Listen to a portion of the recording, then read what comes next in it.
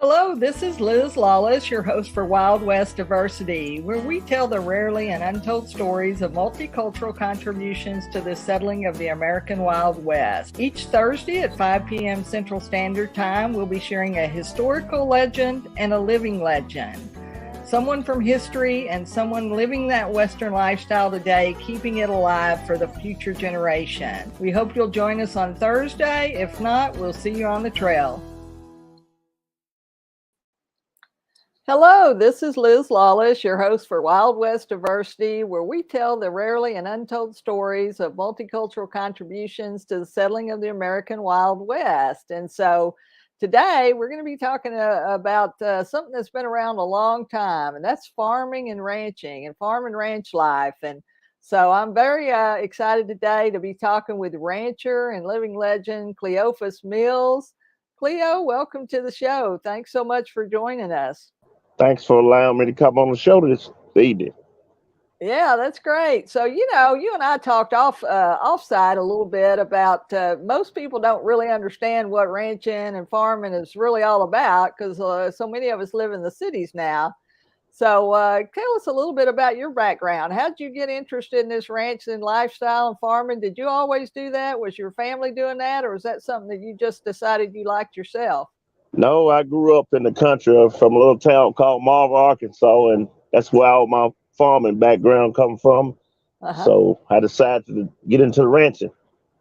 There you go. Okay. And so you lived in Texas for a while, didn't you? And then I stayed out in Texas for a while. I worked in the oil field and did a little farming in Texas, so I decided to come back home.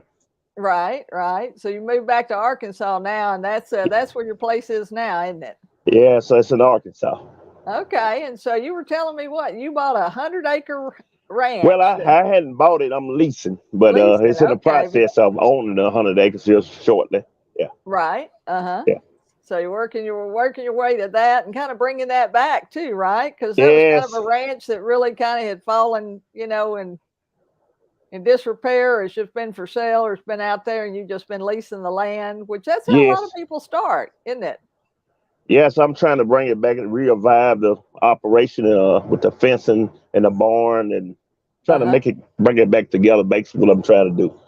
Right. And so, most people don't have any idea. Tell us kind of about what your, day is like, when you get up, what you do and how all that goes. My day starts about 5:30 every morning. I get up and start water. I'm up, but I'm not. I don't really want to be talking to anybody or anything. But 5:30, okay. Yeah, I start about 5:30, and my first route is feeding cows. I get the cows, feed them water together. Then I move on to the horses. I lay the horses, and I head to the chickens. Okay. Yeah. Well, and that's what people don't understand, isn't it? That, a lot of people look out there and they're driving down the road and they see these beautiful ranches, these pretty places, and they go, oh, I want to have a ranch or a farm. They go out and buy, a couple acres or 3 or 4 acres or something and get horses or cows or chickens or goats or something, put them on there. And then guess what happens? They wake up and go, God, wow, this is a lot harder work than I thought. Yeah, it's a pretty good job. You got to do it 365 a year and basically 24 hours a day. You're on call every day. Right, on call every day because animals don't really take care of themselves much, do they? Oh, no. They're not like cats. I mean, the horses and cattle, they're not like cats and dogs that maybe can get around and do a few things without you messing with them too much besides feeding them. But horses and cattle and all that, they're always getting into something. You always got to be checking them. And yeah. So kind of what do? You got to check all their hooves. You got to. Well, I pretty well look at them, thoroughly every day, just looking and seeing what's going on with them from day to day operation, making sure that they're healthy, making sure they have no cuts and none of that things of that nature. It's pretty well that's being the caretaker of the animals. Right. And so that's every day. And like you say, you don't get a day off. It's 7 days a week, isn't it? Them days is over with for being off. I got to be there every day. Rain, sleet, or snow, I got to come to work. Yeah, that's it. Well, hi, Keisha. Thanks for joining us. And I think you've had some nieces or somebody and friends here jumping on here talking to us too. We appreciate y'all watching the show, Linda. It's so nice to have y'all. And we're talking ranch life because a lot of people that live in the city just don't really understand. They don't understand that it's every day that you're taking care of animals. You got to feed them every once in a while. You got to have a vet bill. You can't just let them out in the pasture and let them go. You got to check on them. You got to check their hooves. You got to be sure, like Cleo was talking about, that they aren't hurt somewhere, because they can get in the fence, or they can kick each other, or they can Oh, kick the barn or the stall or whatever. oh Anything. yeah, I was standing out there one afternoon, and stud horse got to chasing the gelding and slid into the fence and cut his leg. So I had to play the doctor then. Right, that's right. So it was like that for our farm and ranch, for our heritage and our ancestors that came before us. They couldn't run into town, and get medicine or something. They were the first environmentalists. They were the first, like you say, doctors. They were the first, animal treaters. I mean, they were the ones that did all that and took care of, and they learned how to do, and they learned how to raise their own food and those kinds of things. And we certainly got information from Native Americans and Hispanics, but it was a large percentage of African Americans who just understood the land and understood animals, because of their heritage. True. And there's part of that fence there, isn't it? Oh I yeah. mean, how long will 100 acres of fencing take? I mean, that's Well, just I have. mind-boggling to me. That's a lot of work. I work on it a little bit at a time, and it's a Uh-huh. long process of fencing. Yeah. Yeah. Uh-huh. Yeah. It So was, it was an existing fence there. I'm pretty well going back, making sure everything is real tight before I start putting livestock in the other area of the farm. Right, because that's the other thing. Somebody can run through the fence, or so you can have Well, a car or kids messing around, and you can't put animals in, and then they'll get out and get in the road, or anything like that. So you got to check it, like you say, almost all the time. I just had a situation about 2 days ago where some guys on the farm, one hunter decided he wanted to cut the fence because he thought the hunter was on his property. So that pretty well put me in a situation with a cut fence. Right, right. Yeah, So you had to come back and take and care of refix the that, fence. refix the fence and build it back up, and all of those kinds of things. So that's kind of what's really going on in ranch life. But if you love it, you don't matter, and I just assume that you love it. You like being outdoors, you like being with Yeah. the animals, and To be honest with you, I probably could spend the whole night out there if I had to.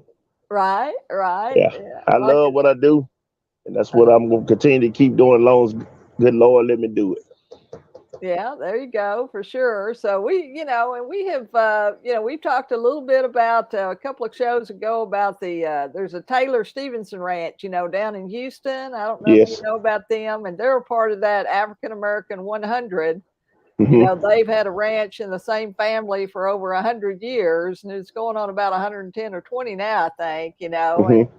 And so, they're not about 15, 20 minutes from the Astrodome, and it's just Houston just grew up around them. I mean, it used to be out in the country, but now it's, everything's grown so much down here in Texas that Hmm.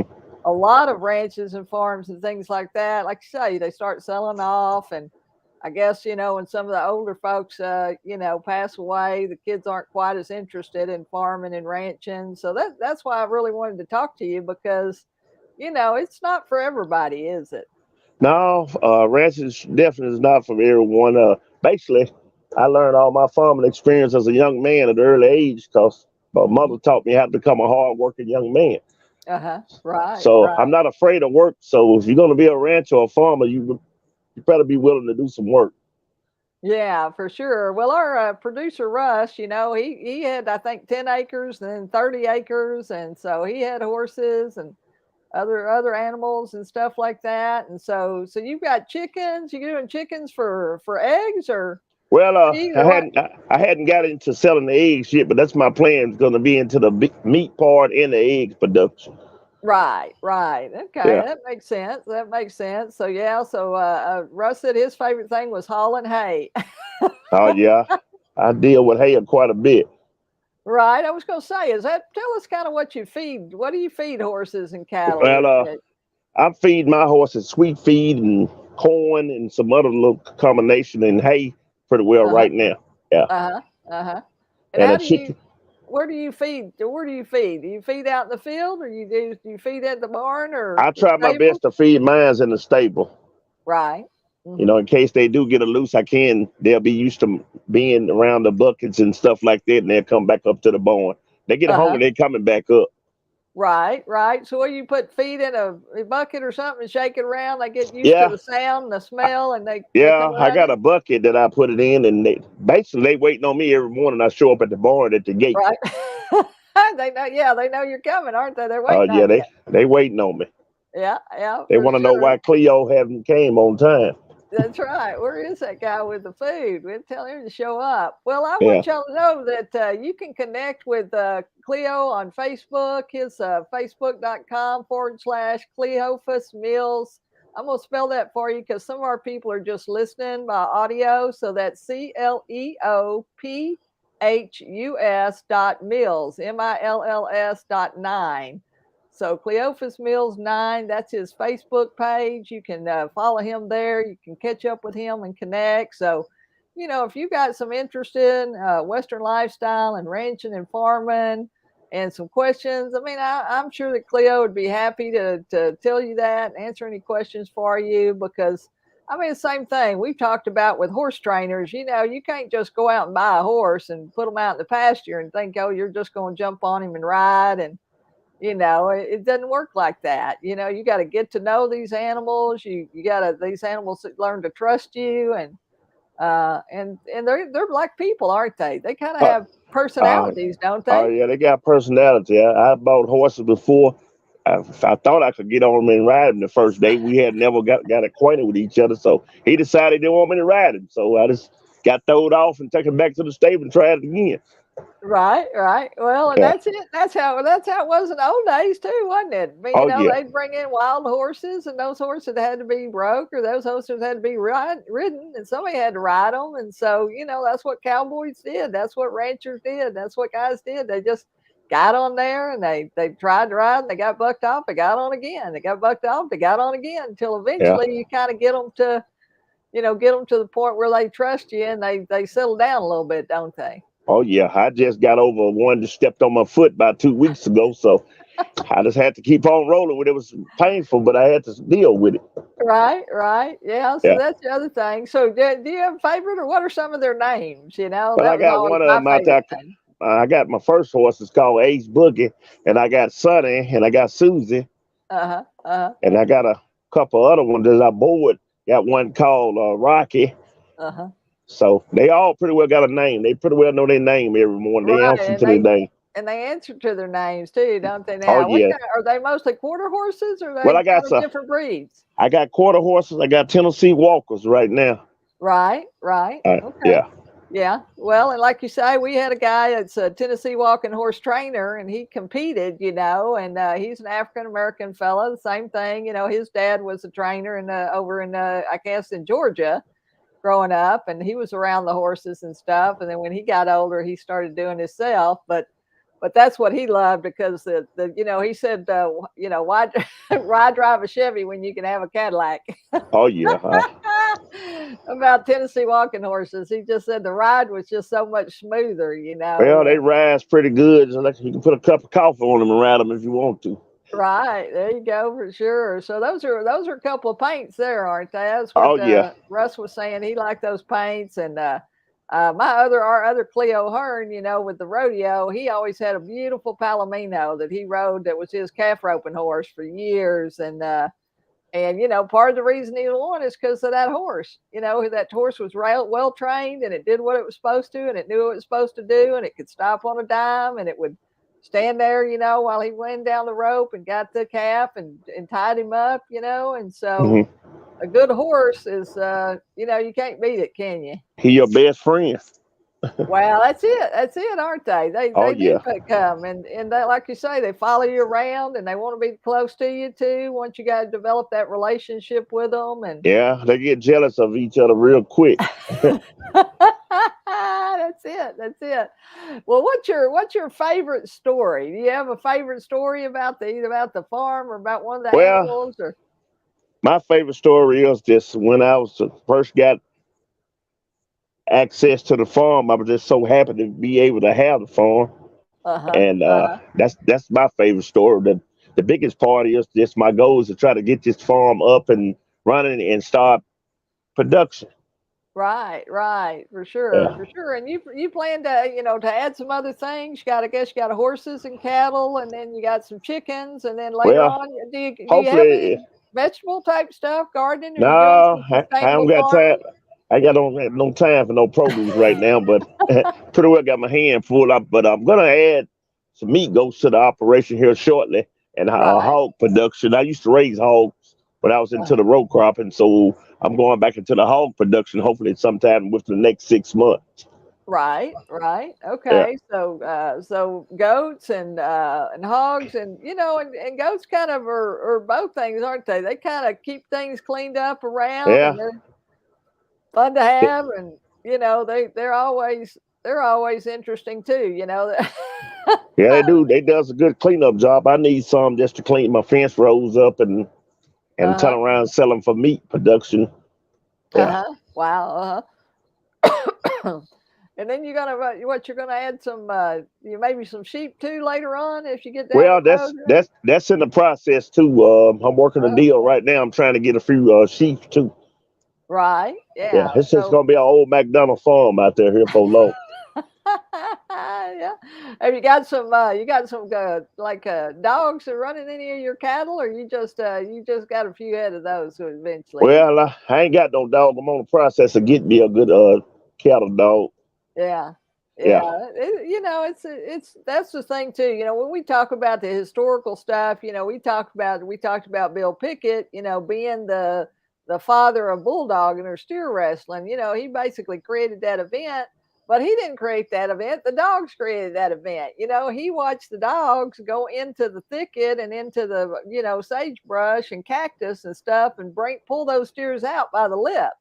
oh yeah, And that's what happened. A steer got loose in the crowd one time at one of their shows, and everybody was screaming and running for their lives, and Bill rode up, jumped off his horse, and grabbed that steer by the, horns and bit him on the lip because he knew that was a sensitive part. And he drug him down the stairs and back into the arena, and back into the fence and the fenced in area. And everybody thought it was a part of the show. hey, it was a real cowboy. Yeah, and he was, he was just doing getting the steer back out, but it became a part of the show after that. And Oh then yeah, he went to work, for the 101 Ranch, and he worked for them, and they had those Wild West shows, and I mean they traveled all over the world. So, that's a part of what we want to share with people is we want to share that history. We know people have an aunt, an uncle, or parents or grandparents or people that were involved in pioneering and farming and ranching, especially, west of the Mississippi. That's we've always had farms and plantations on the eastern parts and, all through the South and stuff. But yes, once the Civil War happened and people may continue to move west, that's when we began to see these bigger ranches and stuff come on, and these families were able to come there and try to build a life for themselves, a new life for themselves and yes. their family and their kids and stuff. So, well, I think maybe one of your relatives was on here, and they said you was even as a little boy, maybe 5 years old, you was always playing with animals or toys that looked like animals. I remember I had those little horses. Hmm. We had little horses and cows that we played with when I was a kid. And even though we lived in the city, I didn't get around horses till I was probably 40, Yeah. 35 or 40 when I started working with the African American Museum and the rodeo, the Cowboy, the Yes. Color, and the Black Rodeo. And that was my kind of real. I had friends that had horses, and they, I had one really good friend who was a barrel racer, and she was great. She rode up into her probably 30s. Hmm. And she rode with Don Gay and those guys over at Mesquite. She grew up with them, just living down the road, and her dad trained horses. Yes. And so a lot of the cowboys came to her dad, to get horses. And so they were kind of there by the fence, but I wasn't much of a rider in my in my younger Mm. days. So I'm fascinated with that. And I'm just astonished that, the 100 acre. I mean, I'm just imagining, we used to have like a half quarter, 3/4 an acre out in Forney. before we moved back to Dallas, and just kind of mowing that and taking care of the trees and the bushes, and I mean, I just can't imagine 100 acres. That's just That's mind-boggling. quite a bit. It's mind-boggling to me for sure. So, if somebody wanted to start a ranch, they really were passionate about it, and they'd always dreamed about it. What would you recommend they do first, or how should Well, they start? Do you think? if it was me, I would just, kind of see if that's exactly what I wanted to do, and I dedicated to it and want to put all my time to it before I get to spending my money.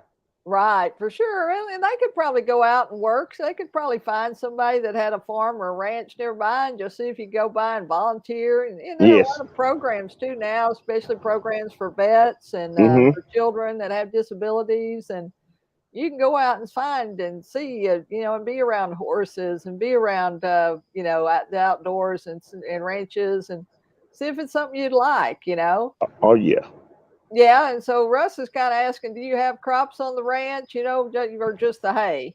Oh, just hey, I don't do no other type of farming. Right, right. Yeah, Yeah, not right now. not Maybe right now, later but on. you never know what's going to happen in the future.